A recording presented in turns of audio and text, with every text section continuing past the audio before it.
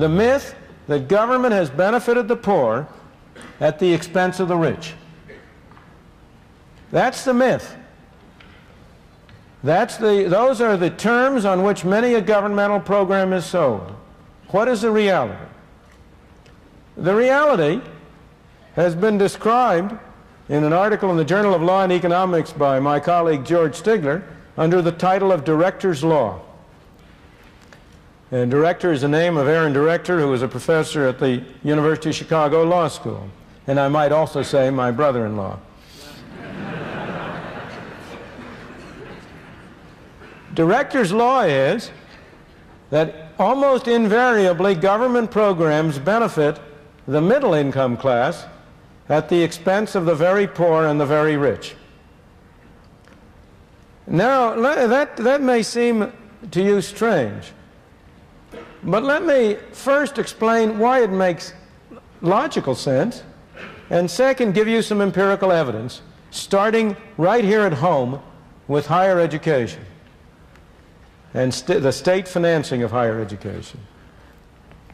On the logical level, you have a political system under which laws are passed by 51% of the people voting one way against 49% of the people.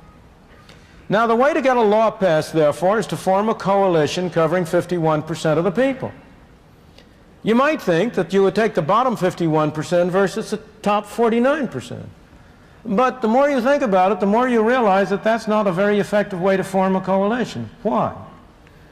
Because those people who are at the bottom tend to be much less skillful in political activity for the very reasons that leave them at the bottom in the economic scale. They are at the bottom in the economic scale because they have low skills or low abilities or low entrepreneurial capacities, or have been unfortunate to have been born handicapped or in groups that are discriminated against. But those same features make them relatively less effective in political activity. Who are the most effective people in political activity? Those of us in the middle classes. Where are the people who are literate? Where are the people who write for the newspapers? Where are the people who mount the hustings? Where are the people who provide the candidates? Well, you might say, why doesn't the coalition come from the top all the way down 51%? Well, the answer is that, gee, those people at the top, that's a place we can get a lot of money from. And it's worth sacrificing a few votes to get a large fraction of a tax base. And therefore, the logically most reasonable coalition is sort of 51% of the people running from the lower middle class through the upper middle class and leaving out the very rich at the top and the very poor at the bottom. Now, it doesn't always work that way. Sometimes the very rich are able to use their money to get an effective coalition, but most of the time that's the way it works. One of my favorite examples is state finance of higher education. This is always sold on the ground of providing opportunities to everybody in the society to get an education. But what are the facts? I doubt that there is any program financed by government in the United States which is as regressive in its impact and its financial impact as the financing of higher schooling. Who are the people who go to school? Who are the people who are attending this university? Mostly people who come from middle, upper middle, or lower middle income class families. If there are a few among you who come from lower income families, you are going to be among the middle and upper income classes. You are the richer among the poor. They are the people who go to school. They are the people who get the benefit from it. Your training here will enable you to get higher incomes than you otherwise could. Who pays for it? Well, you pay for it, and your family and friends pay for it, not through tuition. I am told your tuition covers about 15% of the cost of your schooling. The taxpayers pay for it, including the people who don't go to school.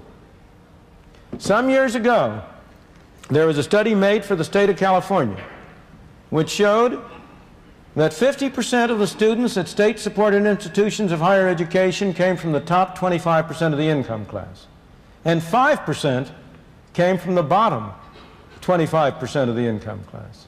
I myself am a beneficiary of state support of higher education. I went through a school that has since become a state university, Rutgers University in the state of New Jersey, on a state scholarship. Now, I think I benefited from going to the university, although I know, and I think even maybe the country at large did, although I know there are many people who disagree with that. But there's no reason why I shouldn't have paid for it. What did the poor citizens in New Jersey get? The day I graduated from college, I left New Jersey, and I've hardly ever been back since. There's a strong case to be made that everybody who wants to go to university should have an opportunity to do so, provided he's willing to pay for it. Not necessarily right now. It's highly desirable to have arrangements under which he can borrow now to pay it back later out of a higher income that his education will make possible. But there is no justification for imposing taxes on lower income people to finance the schooling of people who are or will be in the higher income groups.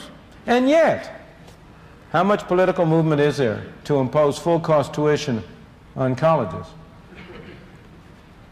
There is nobody who would have a ghost of a chance of being elected to a legislature or to the state house on that program.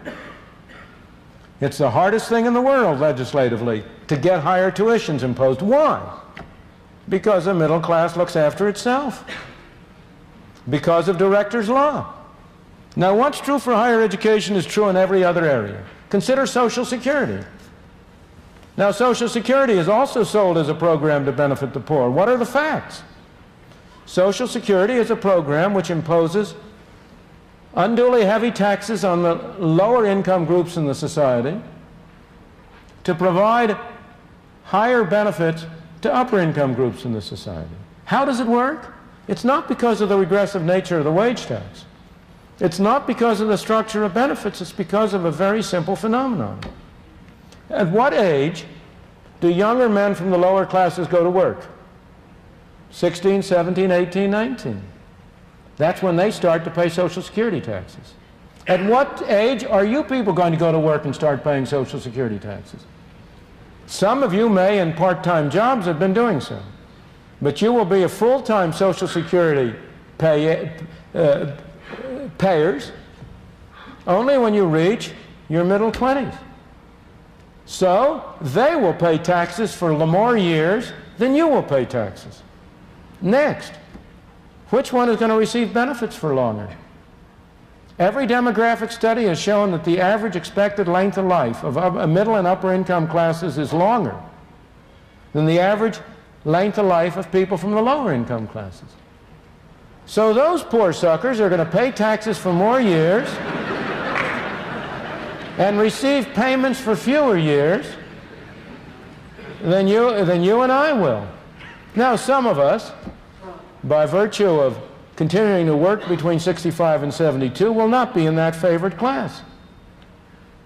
But already, the fraction of people who work between 65 and 72 has been cut to a small part of what it used to be because of the incentive offered by Social Security. And overall, there is little doubt, therefore, that Social Security is a program which transfers income from low-income classes to high-income classes. Same thing is true of almost every other social program you can mention. I have often challenged people to find a single governmental program in which the people who pay taxes have higher incomes than those who get the benefits. I know only one, and that's direct relief, public assistance, the aid to families of dependent children. It's not a good program, it's a terrible program, it's a welfare mess. But so far as I can find out, it's the only program that demonstrably transfers income from higher income classes to lower income classes. And that's why it's such an unpopular program.